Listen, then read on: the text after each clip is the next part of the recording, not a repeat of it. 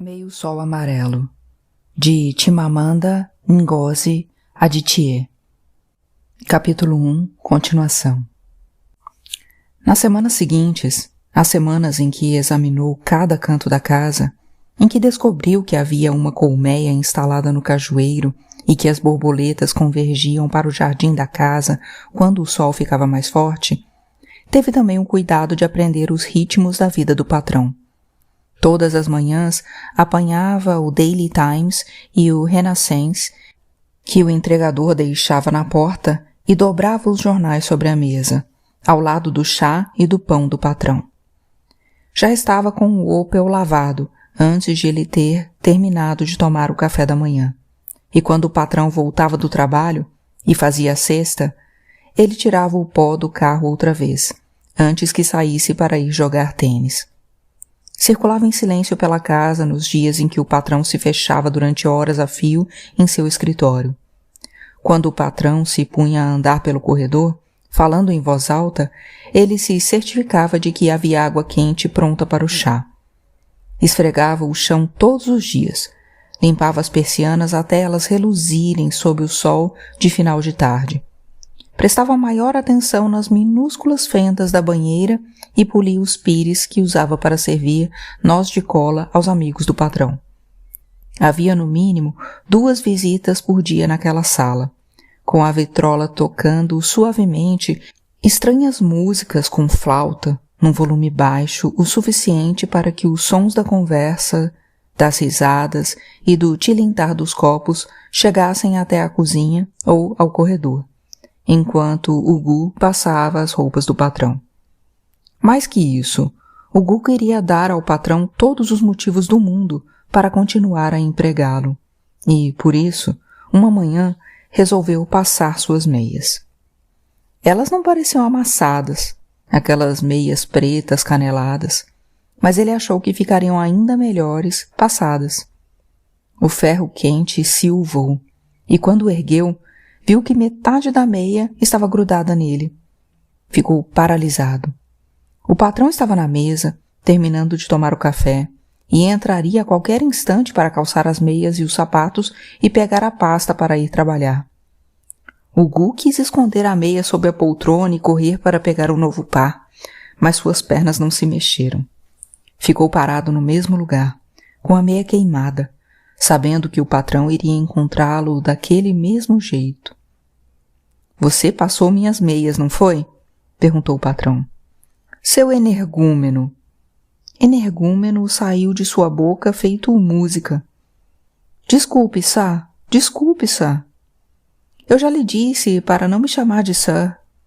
O patrão apanhou uma pasta da prateleira. "Estou atrasado." "Sir, quer que eu pegue um outro par?" perguntou o Gu. Porém, o patrão já tinha calçado os sapatos, sem meia, e saído. O Gu ouviu-o bater à porta do carro e sair. Seu peito estava pesado. Não sabia por que tinha resolvido passar as meias. Por que não se limitara a passar o traje safari? Maus espíritos. Essa tinha sido a razão. Os maus espíritos o fizeram querer passar a meia. Afinal, eles espreitavam por toda parte. Sempre que ele ficava doente, com febre, e uma vez que caiu de uma árvore, a mãe esfregava Okuma em seu corpo, enquanto sussurrava: "A gente vai derrotá-los, eles não vão ganhar." Saiu pela porta da frente, passando por pedras dispostas lado a lado em volta do gramado impecável. Os maus espíritos não iriam vencer. Ele não deixaria que vencessem. Havia um trecho redondo, sem grama, no meio do jardim, como se fosse uma ilha num mar verde, onde crescia aquela delgada palmeirinha. O Gu nunca tinha visto uma palmeira tão baixa, ou cujas folhas se abrissem com tamanha perfeição. Não parecia forte o suficiente para dar frutos, não parecia ter a menor utilidade, como a maior parte das plantas ali. Pegou uma pedra e atirou-a longe. Tanto espaço desperdiçado. No seu povoado, as pessoas plantavam qualquer pedacinho de terra com legumes e ervas. A avó dele não tinha precisado plantar sua erva predileta, a arigbê, porque ela dava em toda parte. Ela costumava dizer que o Arigbê amolecia o coração dos homens. Ela era a segunda de 3 esposas e não tinha a posição especial atribuída à primeira ou à última, de modo que, antes de pedir qualquer coisa ao marido, contava a ela para Ugu, fazia para ele um purê apimentado de cará com Arigbê. Sempre funcionara. Talvez funcionasse com o patrão. Ugu saiu à procura de uma planta de Arigbê. Olhou entre as folhas cor-de-rosa, debaixo do cajueiro, onde a colmeia porosa se instalara, debaixo do limoeiro com fileiras de formigas subindo e descendo pelo tronco, e nos mamoeiros, com mamões maduros pontilhados de gordos buracos feitos pelos passarinhos. No entanto, o chão estava limpo, sem nenhuma erva. A limpeza que Jomo fazia no terreno era completa e cuidadosa, e nada do que não se queria ali tinha permissão de crescer. Na primeira vez em que se cruzaram, Ugu cumprimentara Jomo, e Jomo, com um aceno de cabeça, continuara a trabalhar, sem dizer nada. Era um sujeito baixinho, com um corpo rígido e enrugado, que, para Ugu, precisava mais de água do que as plantas que ele molhava com seu regador de metal. Por fim, Jomo erguera os olhos até Ugu. "Afa Mbu Jomo", declarou, como se Ugu não soubesse seu nome. "Tem gente que me chama de Kenyatta, como o grande homem do Quênia. Sou caçador." Ugu não sabia o que responder, porque Jomo o encarava como se esperasse ouvir algo extraordinário de sua parte. "Que tipo de bicho você mata?" Jomo abriu um sorriso largo, como se essa fosse precisamente a pergunta que queria ouvir, e começou a falar sobre suas caçadas. Ugu, sentado nos degraus que levavam ao quintal, ouvia. Desde o primeiro dia, nunca acreditou nas histórias de Jomo, de ter lutado com um leopardo só com as mãos, de ter matado 2 baduínos com um único tiro, mas gostava de ouvi-las e adiava a lavagem das roupas do patrão para os dias em que Jomo aparecia, de modo a poder sentar-se do lado de fora enquanto o outro trabalhava. Jomo se mexia com um vagar premeditado. Tirava as ervas daninhas, aguava e plantava como alguém cheio de sabedoria solene. Erguia os olhos de uma sebe que estivesse aparando e dizia: "Isso é carne boa." E em seguida ia até o saco de pele de cabra amarrado atrás de sua bicicleta e pegava o estilingue. Um dia, derrubou um pombo do mato do cajueiro com uma pedra pequena. Embrulhou o pássaro em folhas e pôs no saco. "Não chegue perto daquele saco, a menos que eu esteja por perto", disse a Ugu. "Você pode encontrar uma cabeça de homem ali dentro." Ugu riu, mas não desacreditou por completo das palavras de Jomo. Queria tanto que ele tivesse ido trabalhar nesse dia. Jomo teria sido a melhor pessoa para ele perguntar sobre Arigbê. Na verdade, para pedir conselhos sobre como acalmar o patrão. Saiu do jardim, foi até a rua e olhou as plantas que nasciam nas beiradas, até ver as folhas retorcidas perto da raiz de um pinheiro. Jamais tinha sentido um cheiro que chegasse aos pés da sutileza apimentada do Arigbê naquela comida sem graça que o patrão trazia do clube. Ele faria um ensopado com Arigbê e ofereceria um pouco ao patrão, com arroz, e só depois faria seu apelo. "Por favor, não me mande de volta para casa, sir. Eu trabalho mais tempo para pagar pela meia queimada. Eu vou ganhar o dinheiro para comprar outra meia." Ele não sabia exatamente o que poderia fazer para ganhar o dinheiro da meia, mas, de todo modo, planejava dizer isso ao patrão. Se o Arigbê amaciasse o coração dele, talvez pudesse plantá-lo no quintal, junto com algumas outras ervas. Argumentaria que, assim, teria o que fazer antes de começar a estudar, já que a diretora da escola dissera que ele não poderia começar no meio do ano. Mas talvez estivesse com esperanças demais. De que adiantava pensar em plantar ervas aromáticas se o patrão lhe pedisse para ir embora e não o perdoasse pela meia queimada? Entrou apressado na cozinha, pôs o Arigbê na bancada e mediu um pouco de arroz. Horas depois, sentiu um aperto no estômago ao ouvir o carro do patrão, um rangido no cascalho e o zumbido do motor, antes de parar na garagem. Ao lado da panela, o Gu mexia o ensopado, segurando a concha com a mesma intensidade do aperto que sentia no estômago. Será que o patrão iria despedi-lo antes que tivesse a chance de lhe oferecer um pouco de comida? O que diria a sua gente? Boa tarde, Sá, Odênibo, disse ele, antes mesmo de o patrão ter entrado na cozinha. Boa tarde, respondeu o patrão. Segurava os livros junto ao peito com uma das mãos e tinha a pasta na outra. O Gu apressou-se em ir ajudá-lo com os livros. Sá, o senhor vai comer? Perguntou em inglês. Comer o quê? O estômago de Gu parecia ainda mais tenso. Temia que arrebentasse só de se abaixar para pôr os livros sobre a mesa de jantar. Ensopado, Sá. Ensopado? É, Sá. Um ensopado muito gostoso, Sá. Então, eu vou experimentar. Pois não, Sá. Me chame de Odênibo, retrucou o patrão, antes de entrar no banheiro para tomar o banho da tarde. Depois de servir a comida, o Gu ficou na porta da cozinha, vendo o patrão comer o primeiro bocado de arroz com um ensopado, e mais outro, e depois dizer, excelente, meu bom homem. O Gu apareceu por trás da porta. Sá, eu podia plantar umas ervas no quintal para fazer mais ensopados como este. No quintal? Ele parou para tomar um gole de água e virar a página do jornal. Não. Lá fora é território do Jomo, e aqui é o seu. Divisão de trabalho, meu bom homem. Se precisarmos de ervas, pedimos ao Jomo que providencie. O Gu amou o som de divisão de trabalho, meu bom homem, falado em inglês.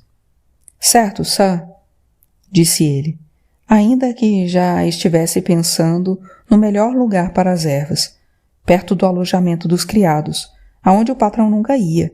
Não poderia confiar em Jomo para plantar as ervas aromáticas e cuidaria delas ele mesmo. Quando o patrão estivesse fora e, dessa forma, seu Arigbê, sua erva do perdão, jamais faltaria. Foi só mais tarde, já de noitinha, que ele percebeu que o patrão devia ter esquecido completamente a meia queimada muito antes de voltar para casa. O Gu também se deu conta de outras coisas. Ele não era um criado normal. O criado do Dr. O'Kelsey, na casa ao lado, não dormia numa cama, nem num quarto, dormia no chão da cozinha. O criado que trabalhava no final da rua, com quem o Gu ia ao mercado, nunca decidia o que cozinhar, fazia o que mandavam fazer. E não tinham patrões ou patroas que lhes dessem livros, dizendo, esse aqui é excelente, simplesmente excelente.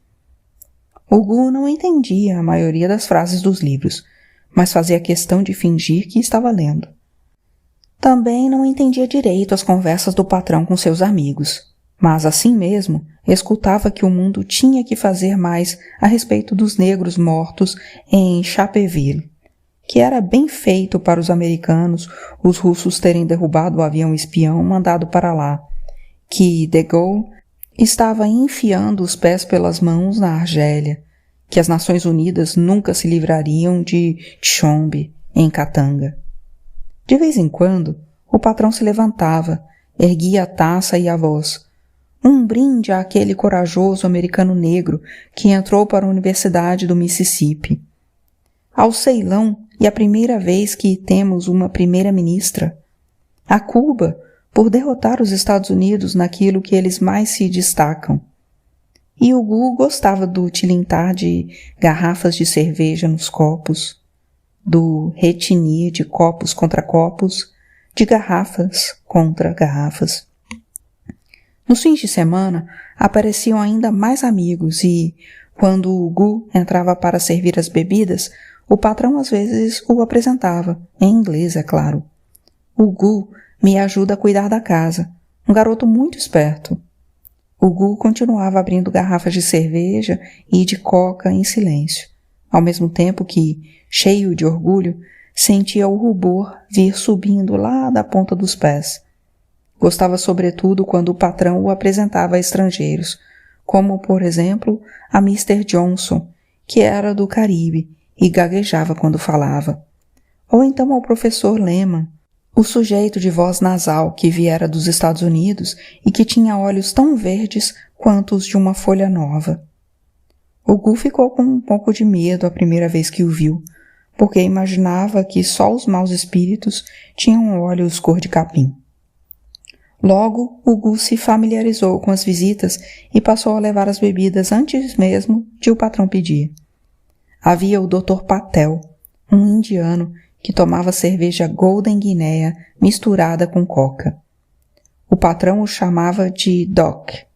Sempre que Hugo levava as nozes de cola, o patrão dizia: Doc, você sabe que noz de cola não entende inglês.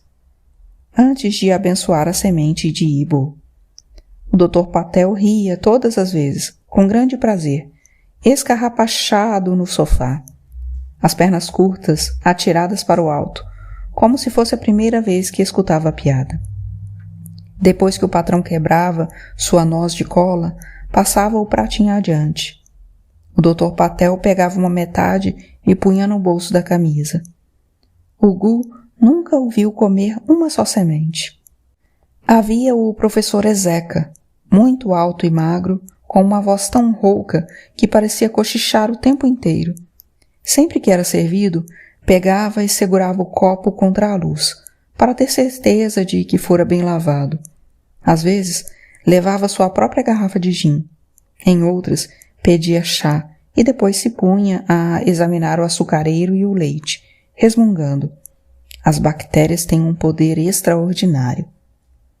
E tinha também Okeoma, que parecia mais vezes e ficava mais tempo.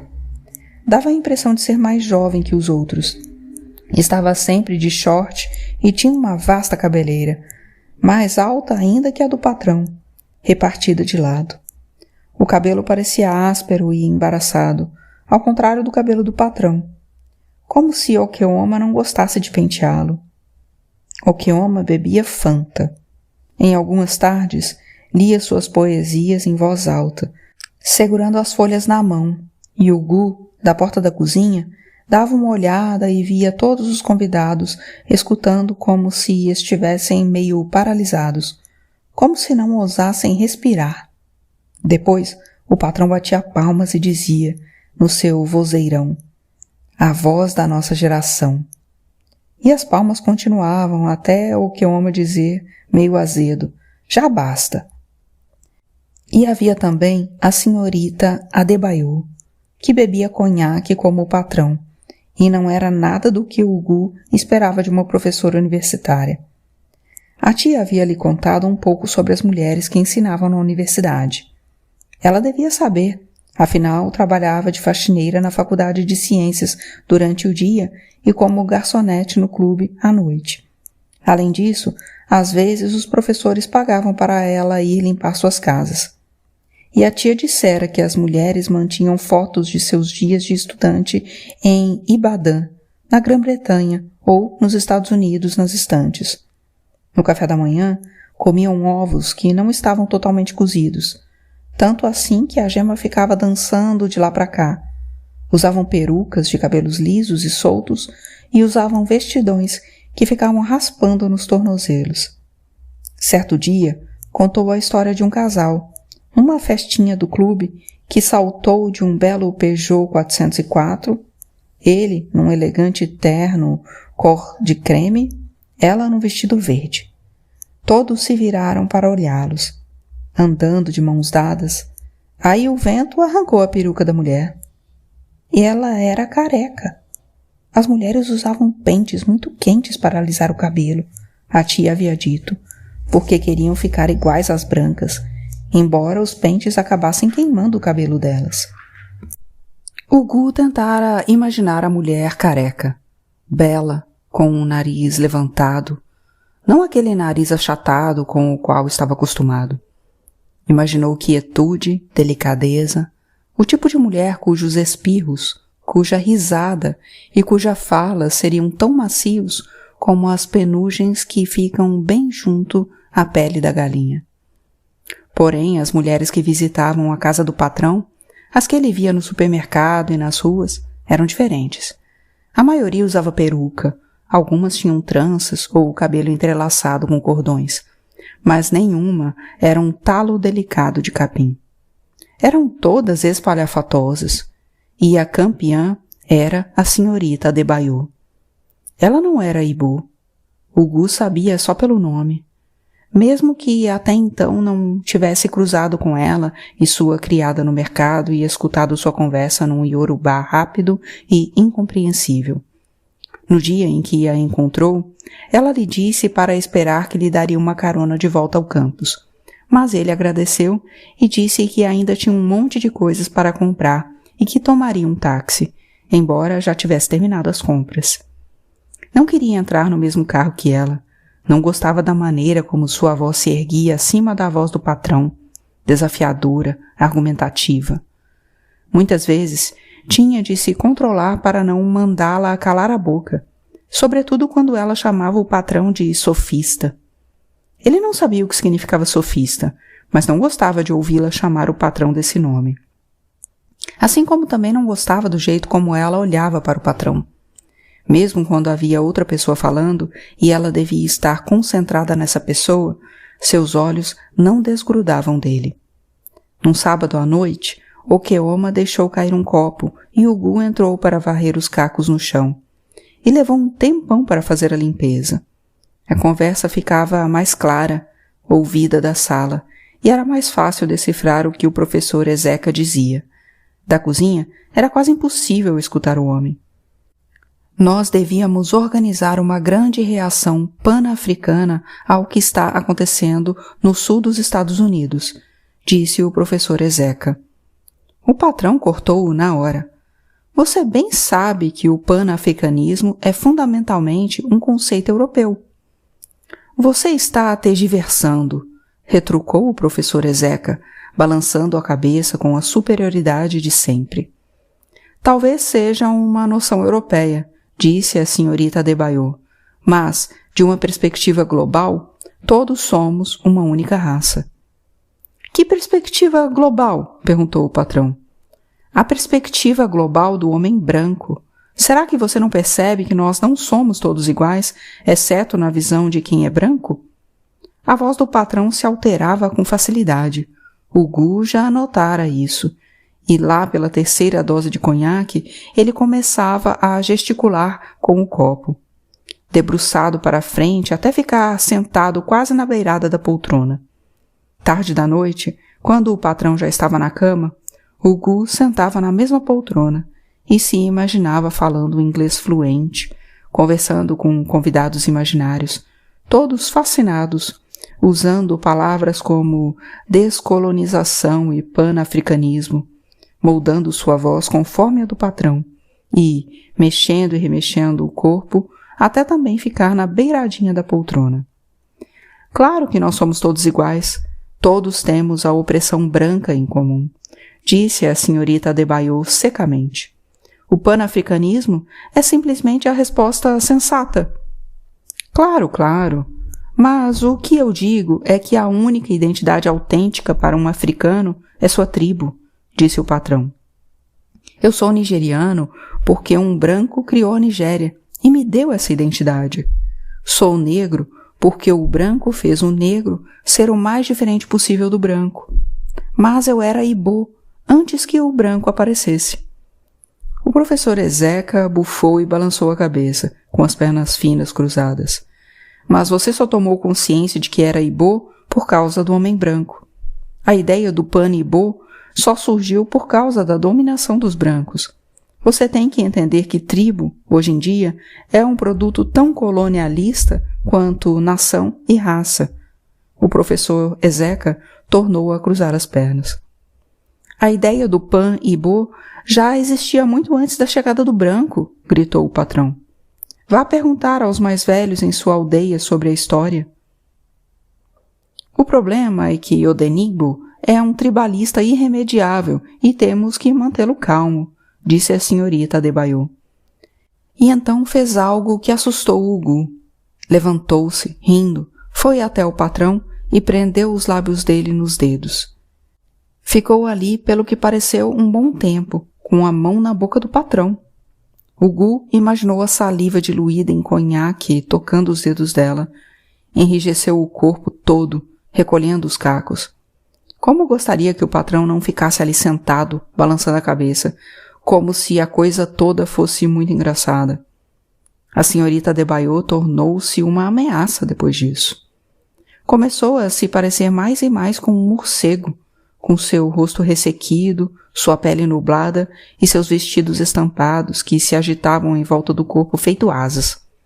O Gu a servia por último e gastava longos minutos secando as mãos num pano de prato antes de abrir a porta para ela. Tinha medo que acabasse se casando com um patrão e trouxesse aquela criada iorubá para dentro de casa e destruísse seu jardim de ervas aromáticas e começasse a lhe dizer o que podia e não podia cozinhar. Até que ouviu o patrão e Okeoma conversando. Ela não parecia estar com muita vontade de ir para casa hoje, disse Okeoma.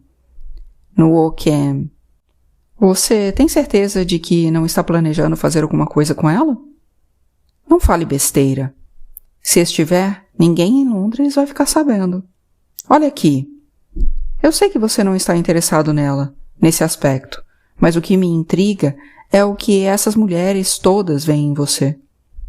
Okeoma riu e o Gu ficou aliviado. Não queria que a senhorita Debaillot, ou qualquer outra, viesse se intrometer e atrapalhar a vida deles. Algumas noites, quando as visitas saíam cedo, sentava no chão da sala para ouvir o patrão falar. Quase tudo o que ele dizia era incompreensível, como se o conhaque o tivesse feito esquecer que o Gu não era um dos seus amigos. Mas não tinha importância isso. Tudo de que o Gu precisava era da voz grave, da melodia da língua Ibo falada com inflexões do inglês, do brilho das lentes grossas. Ele estava trabalhando havia 4 meses quando o patrão lhe disse: esse fim de semana vou receber uma mulher muito especial, muito especial. Providencie para que a casa esteja um brinco. Eu vou pedir a comida no clube. Mas, sir, eu sei cozinhar, disse o Gu, com um pressentimento ruim. Ela acabou de voltar de Londres, meu bom homem, e gosta do arroz feito de certa maneira. Arroz frito, acho eu. Não estou certo de que você saberia fazer algo adequado.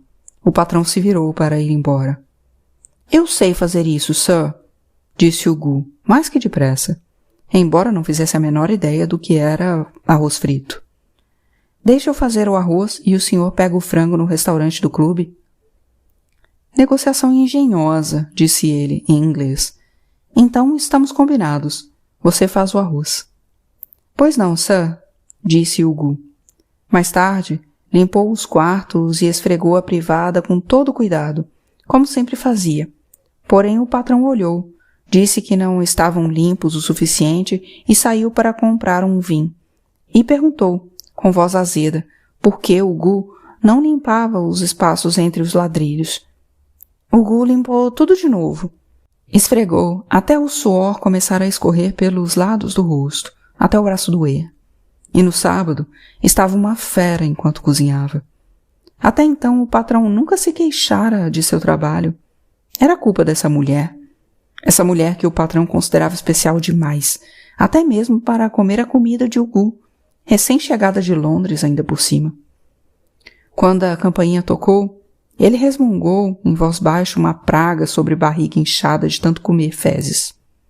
Escutou a voz do patrão, num tom mais alto, animada e infantil, seguida de um longo silêncio, e imaginou o abraço entre os dois, o corpo feio dela apertado contra o do patrão. Depois ouviu sua voz. Parou onde estava. Sempre achara que o inglês do patrão não podia ser comparado ao de ninguém, nem ao do professor Ezeca, cujo inglês mal se podia escutar, ou o de Okeoma, que falava inglês como se estivesse falando Ibo, com as mesmas cadências e pausas, ou o de Patel, cujo inglês era uma melodia murcha. Nem mesmo o homem branco, o professor Lehmann, com suas palavras espremidas pelo nariz, soava tão digno quanto o patrão. O inglês do patrão era música, mas o que o Gu ouvia agora, dessa mulher, era magia pura.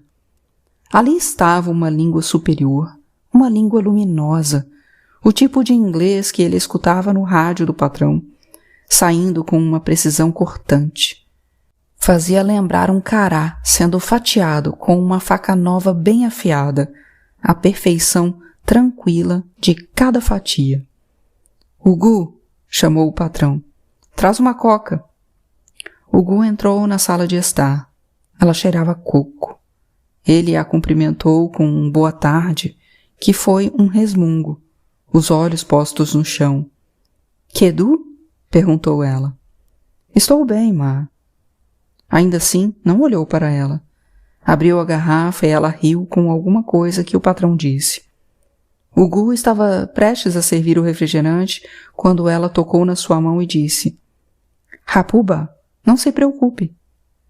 A mão dela estava ligeiramente úmida. "Pois não, Ma."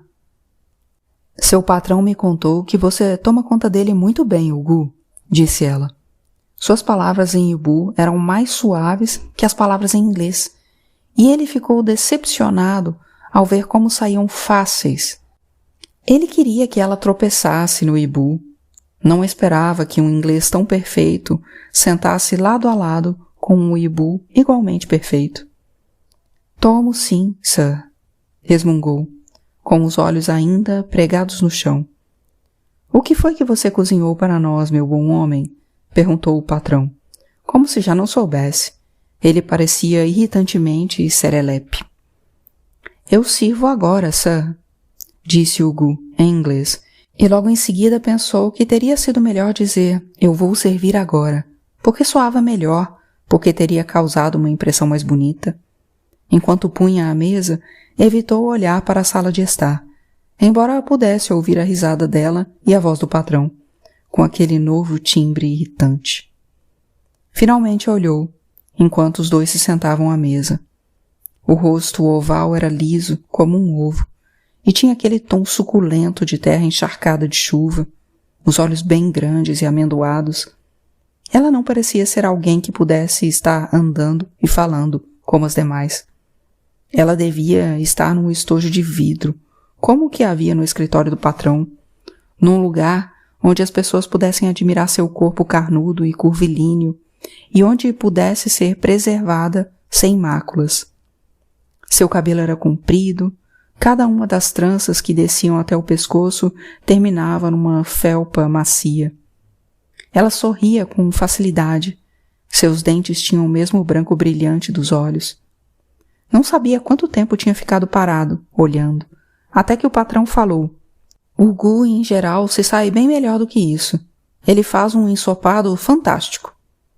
"Não tem muito gosto, o que é melhor que ter gosto ruim, claro", disse ela, e sorriu para o patrão, antes de se virar para o Gu. "Eu lhe mostro como se faz arroz, Gu, sem usar tanto óleo." "Pois não, Ma", respondeu o Gu. Ele tinha inventado o que supunha ser arroz frito, fritando o arroz em óleo de amendoim, meio que torcendo para que isso levasse os dois correndo para o banheiro. Agora, porém, queria cozinhar uma refeição perfeita. Um arroz jollof, ou então seu ensopado especial, com arigbê, para mostrar a ela como cozinhava bem. Retardou a lavagem da louça para que a água da torneira não abafasse sua voz. Quando foi servir chá, levou um bom tempo rearrumando os biscoitos no pratinho, para poder ficar um pouco mais e ouvir a voz dela. Até que o patrão falou: "Está tudo ótimo, meu bom homem." O nome dela era Olana. Porém, o patrão só a chamou assim uma vez. O resto do tempo a chamou de Ninquém, só minha. Conversaram sobre a briga entre Sardauna e o ministro-chefe da região ocidental. E em seguida o patrão falou qualquer coisa sobre esperar até ela se mudar para Nusuka, e de como isso estava perto finalmente. O Gu conteve a respiração para poder ouvir com clareza. O patrão agora ria, dizendo: "Mas nós vamos morar aqui, os dois juntos, Niken. E você pode manter o apartamento na Avenida Elias também." ela se mudaria para Nuçuca. Ela viria morar nessa casa. O Gu afastou-se da porta e ficou encarando a panela no fogão. A vida dele iria mudar. Aprenderia a fazer arroz frito, teria de usar menos óleo e receberia ordens dela. Sentiu-se triste, mas era uma tristeza incompleta. Havia também uma expectativa, uma emoção que não compreendia totalmente. Nessa noite, lavando as roupas do patrão no quintal, perto do limoeiro, o Gu ergueu os olhos da água ensaboada e viu Olana parada na porta dos fundos, olhando para ele. De início, teve certeza de que era imaginação sua, porque as pessoas em que mais pensava apareciam para ele em visões. Mantinha conversas imaginárias com a Nulica o tempo todo e, logo depois de se masturbar à noite, Nessinati aparecia rapidamente, com um sorriso misterioso no rosto. Porém, Olana estava de fato na porta e caminhava na direção dele. Estava vestida só com os panos em volta do peito e, quando andou, o Gu a imaginou um caju amarelo, formoso e maduro. — Má, a senhora quer alguma coisa? — perguntou. Sabia que, se estendesse a mão e tocasse em seu rosto, seria como tocar em manteiga, do tipo que o patrão tirava de um pacote de papel e espalhava no pão. — Deixa que eu ajudo você com isso. E apontou para o lençol que ele estava enxaguando. Devagar, ele tirou o lençol molhado do tanque. Ela segurou numa ponta e recuou alguns passos. — Vire a sua ponta para lá, disse. Ele torceu sua ponta de lençol para a direita, enquanto ela torcia a dela também para a direita. E eles viram a água sendo espremida. O lençol estava escorregadio. — Obrigada, Má, disse ele. Ela sorriu.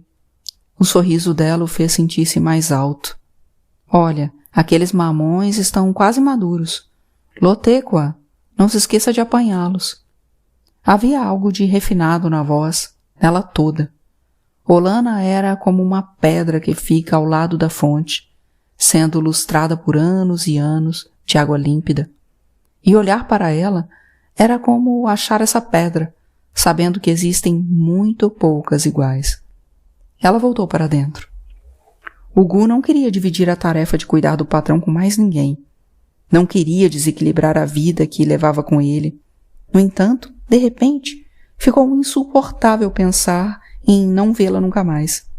Depois do jantar, ficou pé ante pé até o quarto do patrão e enroscou o ouvido na porta. Ela gemia alto. Sons que pareciam tão diferentes do que ela era, tão incontroláveis, excitantes, roucos.